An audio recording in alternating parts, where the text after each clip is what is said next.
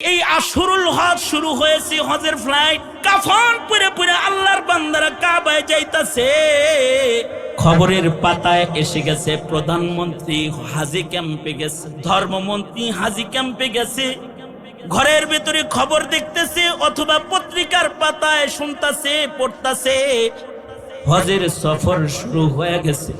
কাফন পড়ে পড়ে আল্লাহ প্রেমিকরা ৫,০০০ বছর আগে বাবা ইব্রাহিম যে আজান দিয়েছিল হজ্জে বাইতুল্লাহর আজান, ওইটায় যারা লাব্বাইক বলে ফেলেছিল তারা তো যাচ্ছে ৫,০০০ বছর পরে লাব্বাইক বলতে বলতে। আমি ফকির বুঝি ওই আজান শুনি নাই, ইব্রাহিমের আজান কি তাইলে আমার কানে আসে নাই? আমি কি লাব্বাইক বলি নাই? আমি রিক্সা চালাই, আমি ভ্যান গাড়ি চালাই। কোনো দরিদ্র কোনো গরিব মানুষ যদি দূর থেকে কাবার কথা স্মরণ করে কান্দা ফেলায় অথবা নবীর রওজায় সালাম দেওয়ার ভাবনার কল্পনার রাজ্যে সে ঘোরাফেরা করে কান্দা দেয়, তো মহান রব্বুল আলামিন তাকে কাবার আশেক নবীর আশেক হিসেবে কবুল করে লয়। হিরসে ইবাদত তার মধ্যে পাওয়া যাওয়ার কারণে তাকে হজ করার সব মহান রব্বুল আলামিন দান করে।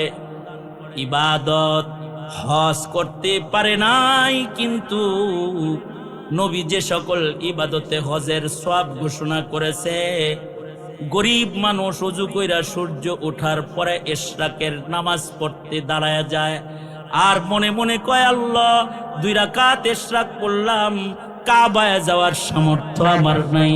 তোমার রাসূল বলেছে গরিব যারা ইশরাকের নামাজ পড়বে তাদেরকেও তুমি বাইতুল্লাহ জিয়ারতের সওয়াব দিবা, হজের উমরার সওয়াব দিবা। ওগো আল্লাহ, তোমার রাসূল বলেছে যারা মা বাবার চেহারা সুনজরে দেখবে তাদেরকেও তুমি হজ উমরার সওয়াব কবুল, হজের সওয়াব দান করবে। টাকা দাও নাই কিন্তু আমার মা দিছো, গরিব সন্তান দরদের গরিব চোখ দিয়া মায়ের চেহারা বাবার চেহারা দেখলাম, আমাকে হজের সওয়াব দান করো। প্রেমবিহীন বাইতুল্লাহ যায়ও অনেকের হজ বরবাদ হয়ে যায়, আর প্রেম সারা নফল ইবাদত করে কেউ কেউ কবুল হজের মালিকানা লইয়া কবরে চলে যায়। কারণ হজ এক আশিকানা ইবাদত, যাইতে হয় না, প্রেম পাওয়া গেলে কবুল হয়ে যায়। বাদশাহ আলমগীরের জমানায় ওলি বুজুর্গদের এক কাফেলা হজের সফরে রওনা দিছে। বাদশাহ আলমগীর হাজীদেরকে বিদায় দেওয়ার জন্য হাজী ক্যাম্পে গেছে, মানে সাফিনাতুল হুজ্জাজ যেখান থেকে হাজীদের জাহাজ ছাড়ে ওখানে গেছে। ওখানে যায় দেখে হাজীরা যাইতেছে হজ করার জন্য। বাদশাহ আলমগীর হাজীদের সামনে দাঁড়ায়া কাঁদতেছে। তো হাজীরা উঠার সময় বলে, আলমগীর হজেও যাও না, আবার দাঁড়ায় দাঁড়ায় কান্দো কেরে? নবীর কাছে যায় তোমার কথা কি কমো?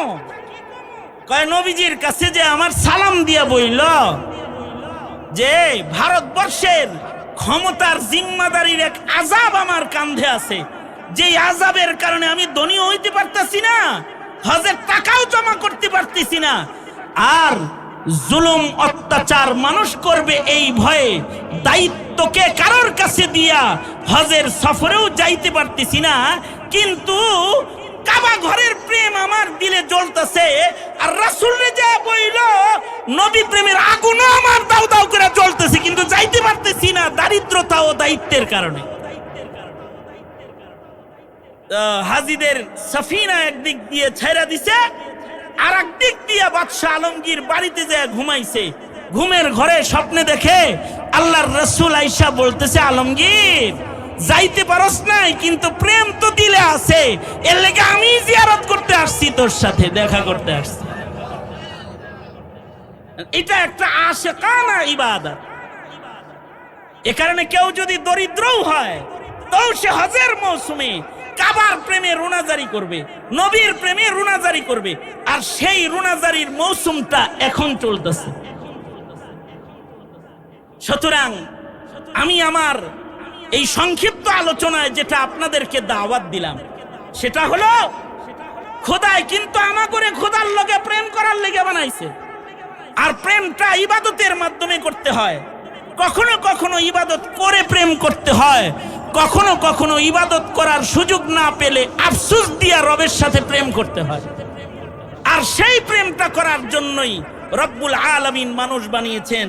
আল্লাহ পাক আমাদেরকে ইবাদতের মাধ্যমে ওই প্রেমিক হওয়ার তৌফিক দান করেন। আর যারা ইবাদত করে না তাদেরকে আমাদেরকে দাওয়াতের মাধ্যমে ইবাদতের দস্তরখানে প্রবেশ করায়া আমাদের আওতার ভেতরের মানুষগুলোকে বেঈমান মুনাফিক হওয়ার এই যে হিরিক আর মিছিল চলছে, এই মিছিল থেকে তাদেরকে ফিরায়া ইমানের ঘরে আনার জিম্মাদারি পালন করার তৌফিক আল্লাহ আমাদের দান করেন। আমিন বলেন। কারা কারা তৈয়ার আছি ইনশাআল্লাহ এই আমল করতে? বলেন ইয়া আল্লাহ। ওয়াদা করিতেছি ইবাদত যা ফরজ তা আদায় করিব, যেটার তৌফিক হচ্ছে না সেটার তৌফিকের জন্য তোমার কাছে দোয়া করব। আমার আওতার মানুষদেরকে ইবাদত করানোর মেহনত করব। ইয়া আল্লাহ তুমি কবুল করো। চিল্লায়া বলেন আমিন। আরো জোরে আওয়াজ করে বলেন আমিন। এই এতটুকুন ওয়াদা আপনাদেরকে করাই আমি আমার সংক্ষিপ্ত কথা এখানেই ইতি টেনে দিতেছি।